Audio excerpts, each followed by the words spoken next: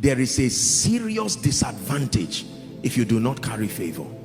I have found out people really don't care about you. This is a very painful revelation. It takes a long time usually for people. People don't care about you at all. They are passionately obsessed with making a meaning out of their own lives. So whatever will make them leave their own affairs and zoom their attention to you has to be divine. Listen, most of us have this superstitious idea that just because I love God, everybody will shut down on their destinies and just pay attention to me. No, sir. Apostle, the other day I sat in church and someone was looking at me and smiling. My brother, as he was looking at you, he was thinking about something else. I can almost tell you, you are not the one he was looking at. I'm not being sarcastic. Have you seen people talk and walk and you think they are talking to you, but they are talking about themselves? How is this rent going to come? He says, sorry, I'm not talking to you, I'm discussing something serious. Listen, do you know why I'm teaching you this? It's not just to laugh and to scorn. If it is true that your success does not just depend the dynamics of the manifestation now, is God in partnership to men to make it happen, and these men are currently distracted pursuing their own destinies, then what do you think will make those men to leave whatever it is and then turn to you and give you dedicated investment of their time, dedicated investment of their resources, dedicated investment of their energy, allow you to climb and leverage upon them? I was preaching, come Sam, I was preaching years ago, and a man of God preached before me, and he shared a story that I found very, very powerful. Pay attention to the story. This is what he said: that there was a senior advocate, I think in this country or so, or around the world, very senior legal practitioner, very wealthy, very successful, influential, one whose name is a key. You know, names can be two things, keys or padlocks, but this one, his name is a key.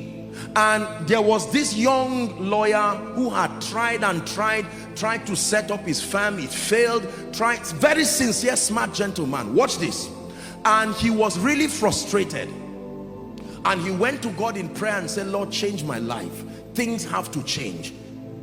And every time he would stand, he would see some of these top clients, institutions running around to talk to that senior advocate, to help them, you know, in all kinds of legal services. And these people would be bidding for millions of dollars. And that gentleman felt life was so unfair. I'm just looking for a fraction of this thing. Look what they want to give this man, and he's leaving them. And what kind of thing is this? When God wanted to help that gentleman, this is what happened. In the presence, I think they were at a conference, and there were several people, businessmen, billionaires, other lawyers, captains of industry. And this young man came and cried and said, sir, please help me. Please change my life. And the man said, okay, I will help you. And he said, follow me. And he came out of the veranda, and everybody was looking at him. Oh, this is that our senior advocate. What is he doing with this guy? Then he began to talk with him. So how are you? How is your wife? I said, sir, that's not the issue. He said, just talk to me. And they were walking together. How are you? Are you eating well? Are you taking care? And he was angry. He was saying, sir, the issue is that I'm hungry. And the man said he walked with him. And when he walked with him, he got into his office and said, if you still fail, don't come to my office again. Listen. Do you know what he was doing? People were saying, who is this man?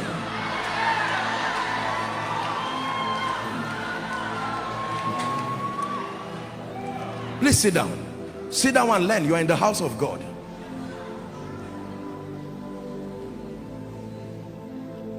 The gentleman came out, true story. He was about to look for a bike to go home, and someone stopped him and said, sorry, I saw you with this man. Listen, he did not even ask him if he was ill. He said, sorry, we've been trying to get him to negotiate a deal for us, but our rate, can we please can we work with you? And he mentioned a rate that was a breakthrough, and the gentleman was wise to compose himself. Listen, true story. The moment he did that, God granted him grace, called some of his partners and worked together, and within a year this gentleman got a gift and went back to the office of that senior advocate. He knelt down and said, thank you for changing my life. Then the senior advocate asked him, he said, do you know what happened to you? That's what I'm interested in. You keep your gift. You have to study what happened to you so that you will use it on others too. Favor is when an individual invests his credibility on you.